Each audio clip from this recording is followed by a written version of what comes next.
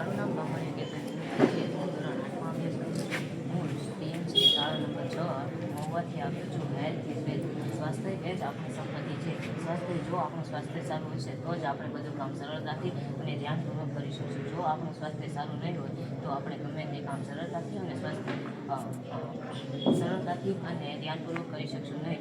જેથી આપણે સ્વાસ્થ્ય સારું રાખવા માટે જેમ ખોરાક ખાઈએ છીએ તેમ આપણે ફ્રૂટ પણ ખાવું જોઈએ. ગમે તે ફ્રૂટ ગમે તે સમયે ખાવું જોઈએ નહીં. જેમ કે સફરજન છે તે નાસ્તાના 1 કલાક પછી અને બપોરના ભોજનના 2 કલાક પછી ખાવું જોઈએ.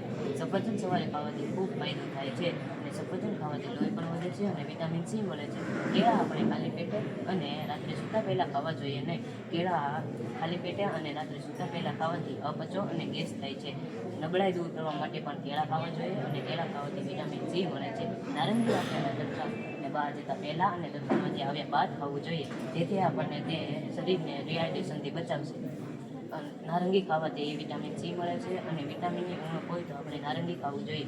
દ્રાક્ષ ખાવી જોઈએ. દ્રાક્ષ આપણે પાણીની સંતુલન જાળવી રાખે છે અને દ્રાક્ષ ખાવાથી આપણે ખાલી પેટે ખાવાથી આપણે પ્રકૃત અને સ્વાસ્થ્ય સમસ્યાઓ દૂર થાય છે. Fast food